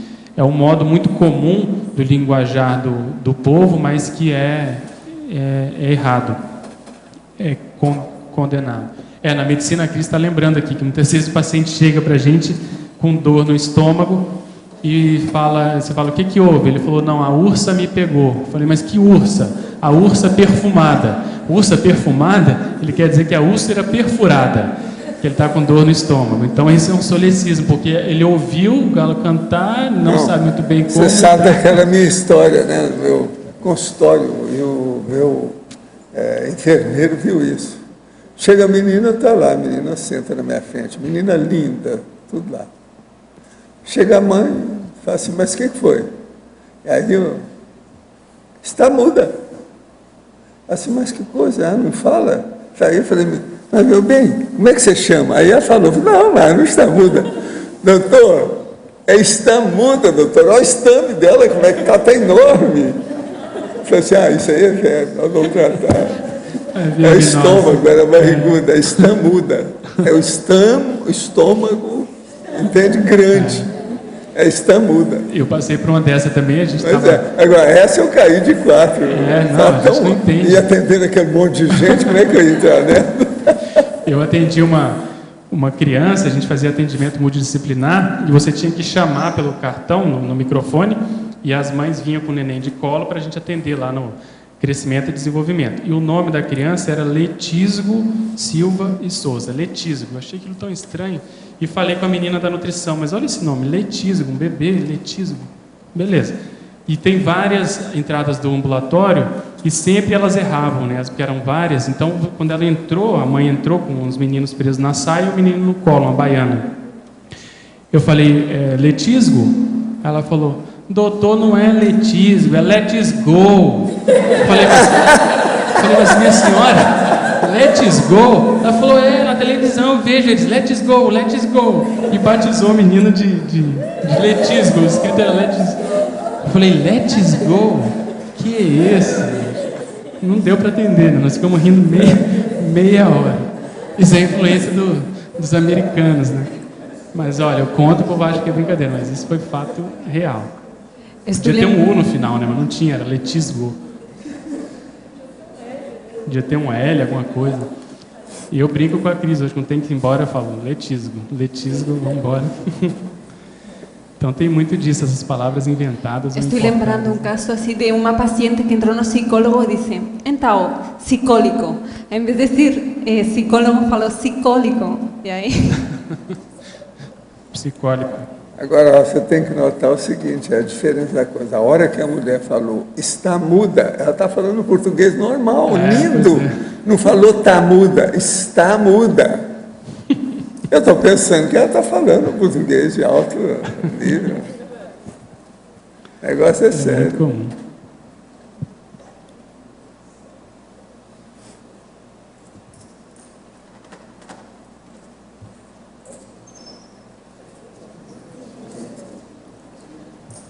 Estamos mudos. Está mudo aí. Let's go, né? Agora, precisa da gente ver quem é que está com está mudo aí. O da mulher, né? O da moça, da menina. Verminose. Agora, o processo é verminose.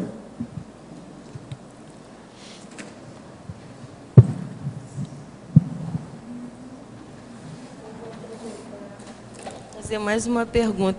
No sinergismo, eu vi que você colocou um sinergismo da interdisciplinaridade e transdisciplinaridade. Então, eu gostaria, assim, esse efeito, digamos assim, de uma nova palavra, de uma verpom, enquanto ela é inter com outras palavras, enquanto ela é trans, que ela ultrapassa, né?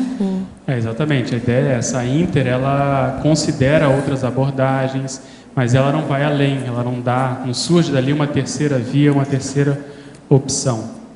Estou lembrando que o professor Valdo trouxe aqui um verbete do dicionário, que é a cronoverponologia. Então, você vê, ele juntou a ideia da verpom com o processo da cronêmica, da cronologia, e trouxe a ideia de você aproveitar as verpons em cima do lance, não deixar passar, que é justamente uma terceira condição. Então, essa transdisciplinaridade, muitas vezes, deve ser buscada e não é muito comum. Se bate muito na tecla da interdisciplinaridade, né, de você considerar outras visões, opiniões, ouvir os especialistas, mas isso não chega muito fora da conscienciologia, não se avança muito no conhecimento nesse sentido, pelo menos até onde eu percebo, não é o que predomina. E aqui não, por outro lado, a gente tenta justamente fazer esse choque de informações, ideias, para gerar outras ideias mais avançadas, né? Muito bem. Obrigada. Vamos caminhar para os 500, tá certo? Obrigado. Nossos comerciais, por favor. Obrigado. Hoje tivemos 58 assinaturas no livro de presença, 21 perguntas presenciais, 7 perguntas online e 25 votos presenciais. Os recados de hoje são do Everaldo sobre o curso CPC, a Rosa sobre o programa Verbetografia e o Albert sobre o curso Recim da Conscius. Olá pessoal, boa tarde. Eu estou aqui para reforçar o convite a todos para o curso Teáticas do Código Pessoal de Cosmoética.